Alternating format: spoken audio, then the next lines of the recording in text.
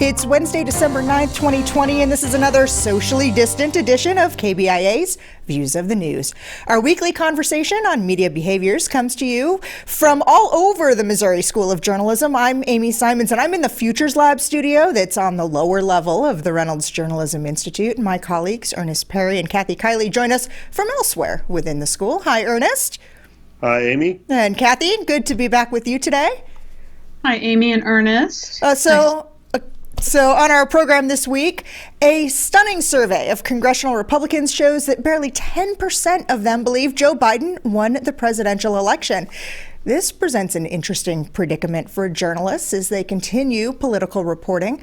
I'm going to ask Kathy and Ernest about that. Also, some criticism of media criticism, specifically the lack of diversity among those on the media beat. And newsrooms across America empty since the spring, stay-at-home orders. How many will stay closed forever? And while we can do some work remotely, what effect is working in isolation having on the quality of news coverage? There's a lot more that I'm hoping we get to before our time is up today, but I want to start with some changes at the top at some national news outlets this week, including the announcement that Rashida Jones is taking over at MSNBC. Ernest, it wasn't all that long ago that we welcomed Jones to our campus as the keynote speaker at the NABJ Students Chapter Unity Conference. Tell us a little bit about her. Tell the audience more about who she is and what she does.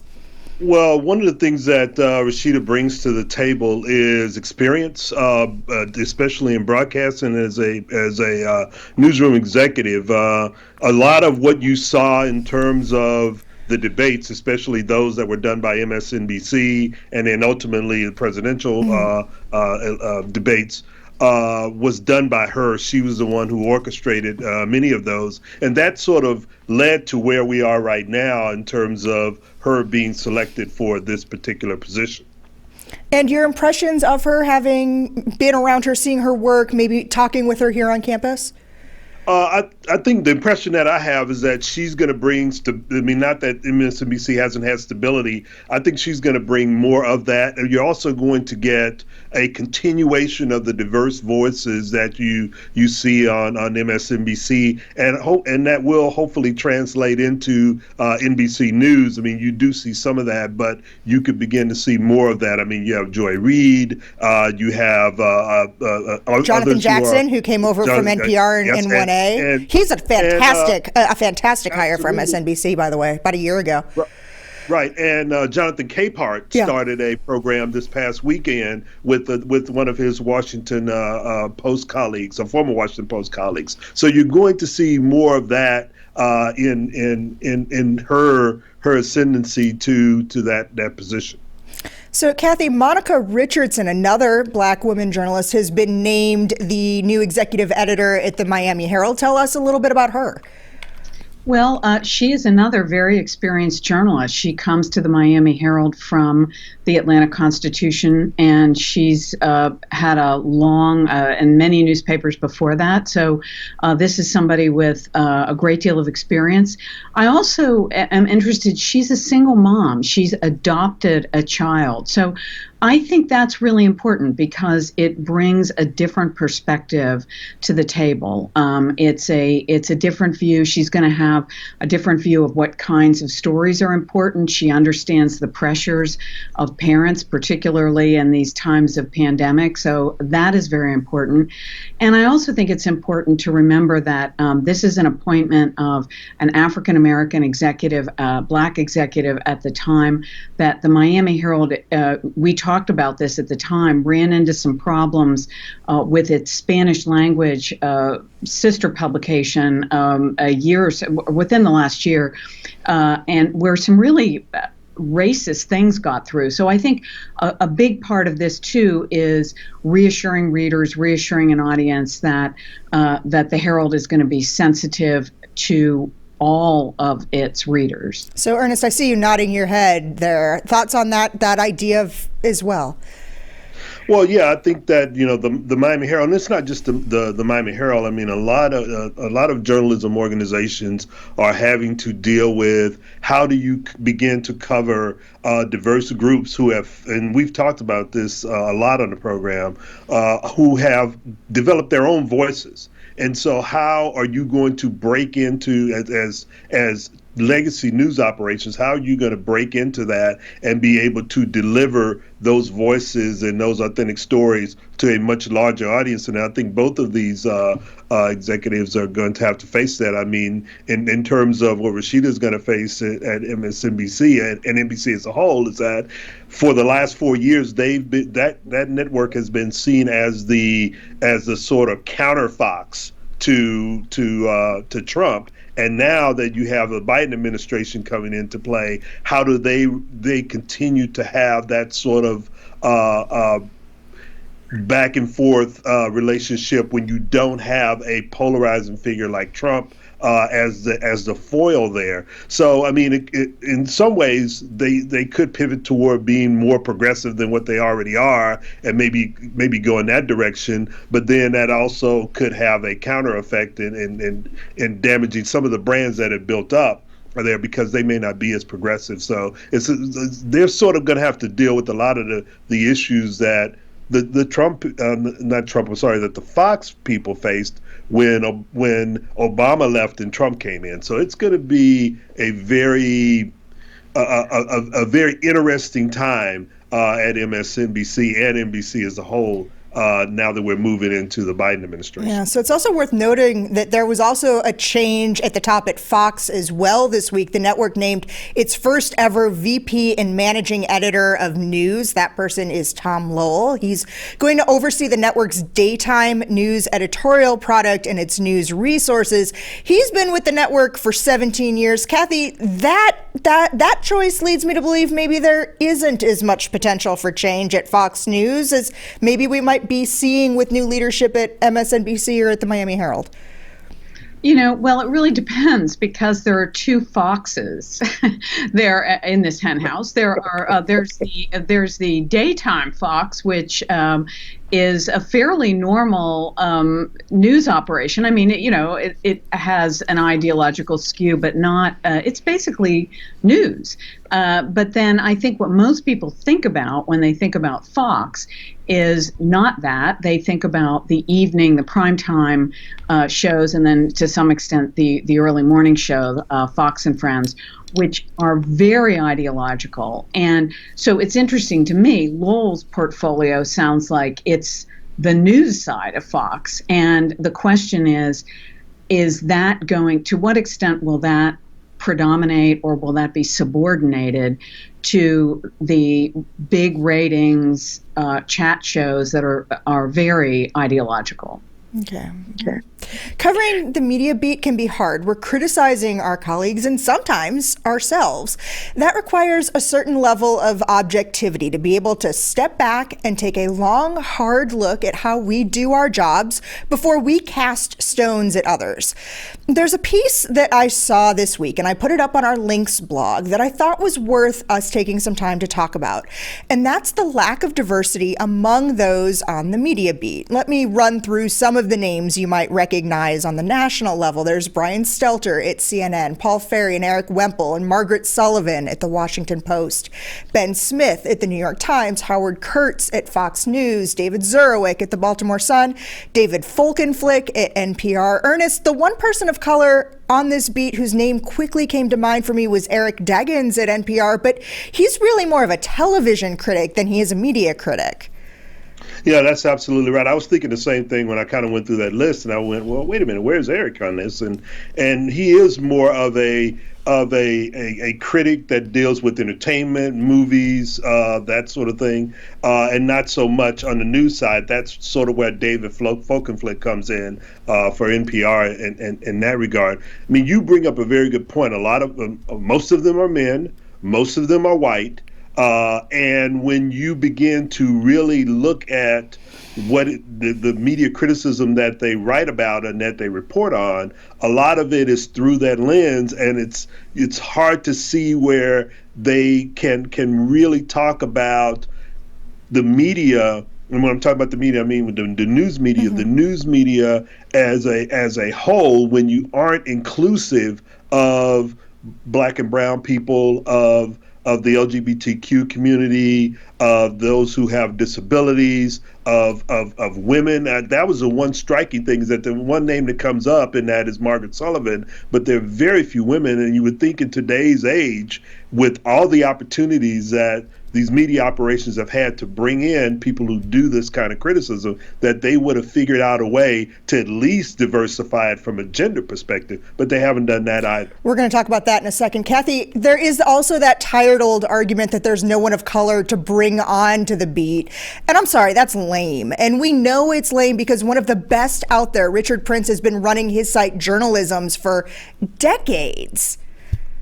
Yeah, I mean, Richard Prince is a really interesting entrepreneur. I mean, he started blogging early and created this brand, essentially, that I think is really a go-to brand for not just journalists of color, but I think all of us look to Richard Prince's blog for news about the industry, but also I think for that perspective that Earnest is talking about. I think the important thing to emphasize here is that not that we're being critical of the very good media critics whose names you've cited here, but when the bias that is hardest to get rid of is the one you don't know you have.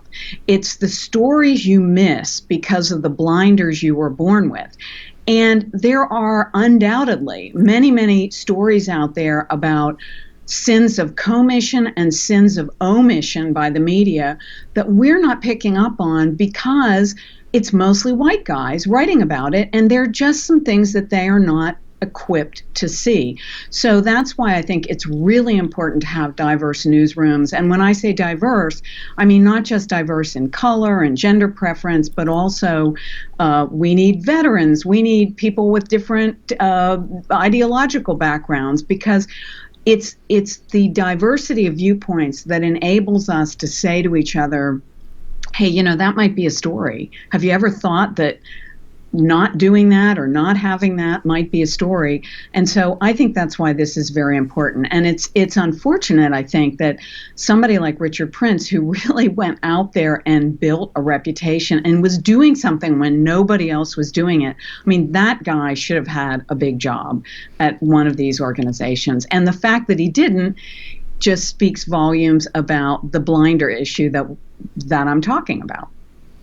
So, well, you know, I've known Richard for over 25 years. I was one of that group of people who were signing on this blog when it was, basically when you were typing HTTP before a URL. Absolutely. I mean, we're talking about AOL days. I mean, it was a long time ago. So, but one of the things that I liked about Richard was that he, and still does this, he goes about his business in a way that is not beholden to anyone. And I think that may be one of the reasons why he hasn't gotten one of these jobs, is because he tells it like it is, and he has no problem, and I think because of his independence, he has no problem in calling out both the large media operations and the small ones. He also is very good at bringing in an international perspective that you don't see in the media criticism of a lot of the people that we're talking about.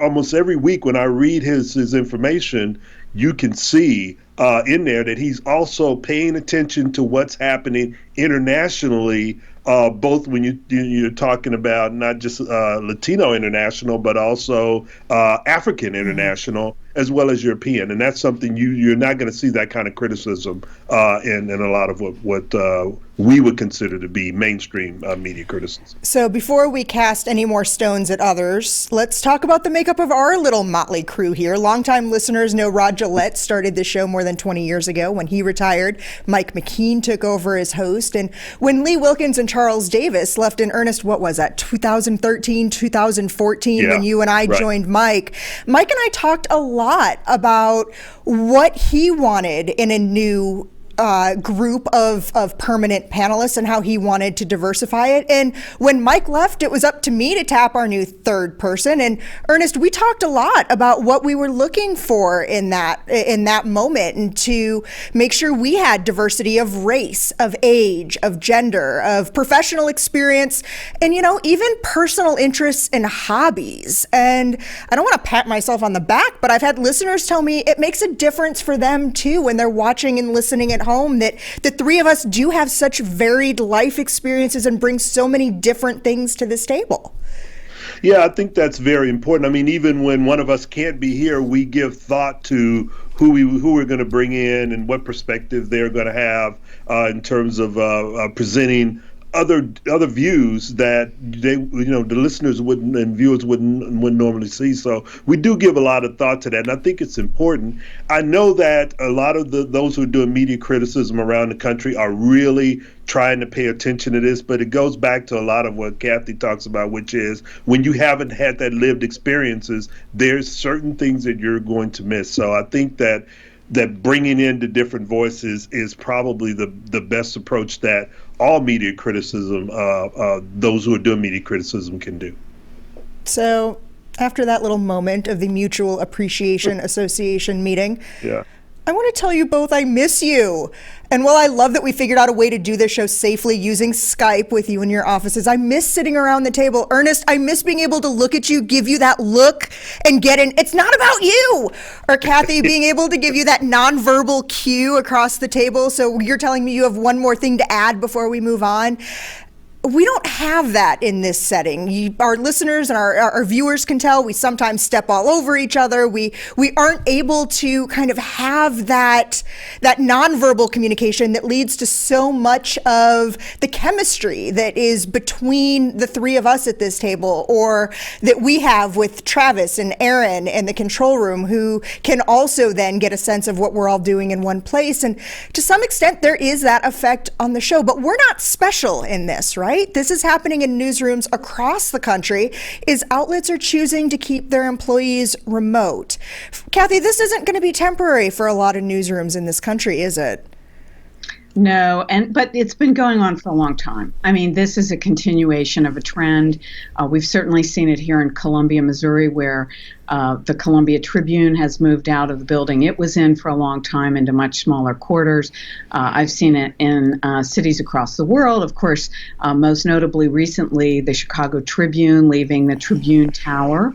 And when I worked for the New York Daily News, it was just a heartbreaking day when we left that building that Superman made famous, with the big globe in it. So this has been happening. I will say that in some ways it is a good thing if it saves jobs.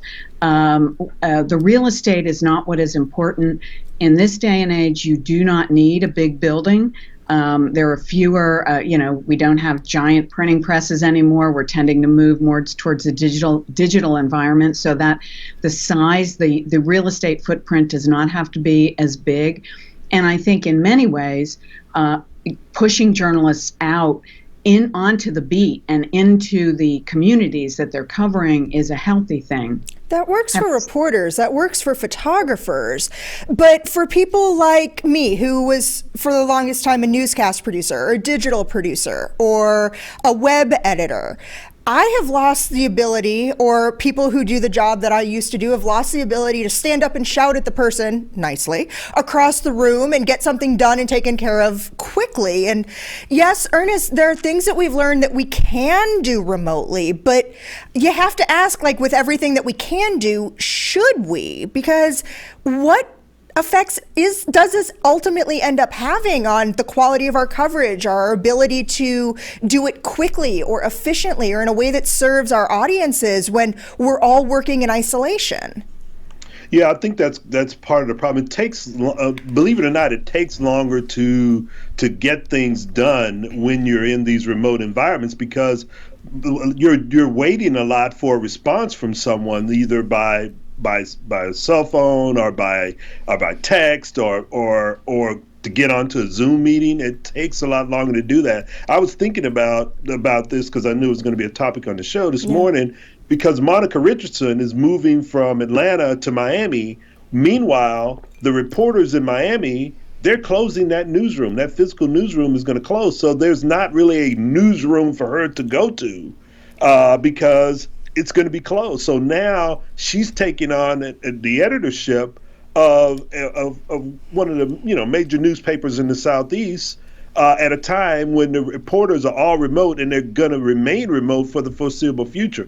That's going to be difficult for her to try to build some sort of relationship with that group when they're not physically in the same space, while at the same time trying to put out a newspaper for a large region of Florida. Ours is a very collaborative profession, and it does require an extraordinary amount of teamwork and trust and reliance on one another. And without having some kind of a physical presence, it's really hard to develop that trust and that belief in one another.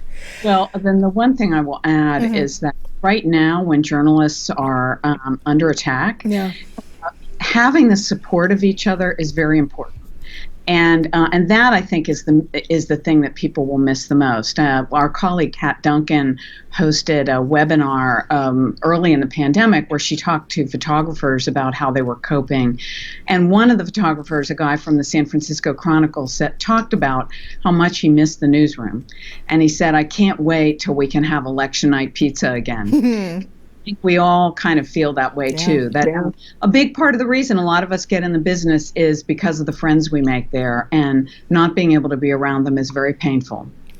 It is. I think another part of all this is that, and we've talked about this on the show, is the news desert, that the issue that we're dealing with right now. And this whole closing of newsrooms make me wonder whether this is going to be even more of a problem on top of what's already been happening in many of these small news operations. So say you're looking at a Miami that's closing its newsroom. Well, that could lead to further shrinking of the news that's covered in that region. So it's pulling further and further into Miami and away from some of those bedroom communities that are around. So they're going to get fewer and fewer coverage. I mean, this could really lead to less coverage of school boards in those areas and county commissioners and small city councils and that sort of thing. So that's the other fear that other problem that this could cause. I understand that it's going to help them on the financial end, which is important, but it could hurt those communities in terms of coverage. Okay. We're going to do something that we don't often do on this program. We're going to spotlight the excellent work of a television journalist who works for the Sinclair Broadcast Group. It was through a piece in The Atlantic that I first learned of the advocacy work that Anne McCloy had been doing up in Albany to secure New York unemployment benefits. Take a listen to a news conference from a few months back in which she took on New York Governor Andrew Cuomo. Most of the people who are still waiting for checks now have issues that have to be reviewed or investigated. You said before that some people were defrauding the unemployment system. People can't get through just to get basic questions answered to see if they qualify. They've made their full-time job trying to get through to unemployment. So they're saying it's at a point of desperation where can we do lines with social distancing where I can get my question answered, where I can find out a timeline of when I'm going to get my money. I mean, Governor, people are literally calling our news station crying and saying that their families are starving and they have to borrow money from people. I understand. You want to answer on the progress? We'll look into that option. It's a good idea. Great. We'll got it. We'll look into that. After the briefing, Secretary to the Governor, Melissa DeRosa, reached out asking that we send over the information of anyone who has been waiting months and worked on compiling information for dozens of people all afternoon. So far, we have been hearing many of those have already gotten calls from the state. So you talk about journalism with impact. This is a prime example. Kathy, talk a little bit more about what she's done in this community and the effect that it has had. Well, I mean, this is local journalism. This is why we've talked a lot about how important local journalism is. This is a reporter hearing from people in her own community and caring about what happens. It's a lot easier to reach a reporter than it is to get through the voicemail hell phone trees, electronic phone trees that keep you from getting information. Yeah. And so I think what this reporter did was short circuit it and go, as reporters can do, straight to the source. And this is a classic example of comforting the afflicted. I mean, she did the absolute right thing. And this is why we call the press the fourth estate. This is one of our roles, is to provide a public service. This is why the Pulitzer Prize's highest medal is for public service. It's part of what we do. Okay. Before we go, I do want to ask you both about a survey from the Washington Post of congressional Republicans. They asked all 249 of them who won the presidential election. 26 said Biden, 2 said Trump, and 21 said it's still unclear. In an op-ed that accompanied this reporting, they suggested that every producer who books those Republicans on a cable talk show, every reporter, every host should ask that question on the air and challenge that Republican congressperson to commit to truth. Earnest, your response to that challenge?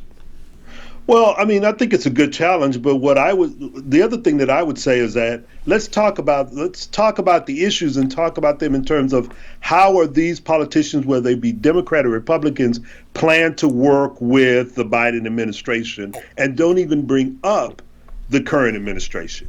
In other words, let's have them talk about what the future is going to be that we all know. Let's talk about that and say, okay, you know, if they're on the Appropriations Committee, how is as a representative on the Appropriations Committee, are you going to work with the Biden administration on tackling this?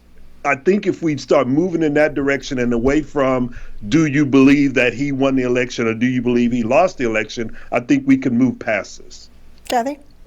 I think Earnest is absolutely right. I think this is just a parlor game, and asking the question, who do you think won the election, is really just giving a platform to Republicans who know who won the election, but are trying to pander to a base of people they want to have send money to them. So rather than do that, we're journalists, let's talk about reality and move forward. Okay. Well, we are just about out of time for this week. I would like to thank you for spending the last half hour with us. There is a lot more that you can read about each of the topics that we talked about today. That's all under the links blog on the kbia.org website. You can find views of the news under both the programs and podcasts there. We're also available wherever you get your favorite podcast downloads. That includes iTunes, Spotify, and Stitcher. You can like us on Facebook or follow us on Twitter. Our handle there is @ViewsOnKBIA. These are all great ways to watch and listen to our program again, to leave us comments or questions, see previews of what we'll be talking about next time, and more. I'd like to thank RJI's Travis McMillan for directing today's program, and to Aaron Hay for handling the audio. Tim Pilcher composed our original theme music. We're going to be off for the next few weeks, but look forward to being back with you again for another edition of Views of the News on January 13th. Until then, I'm Amy Simons, wishing you and yours a healthy holiday season and a very happy new year.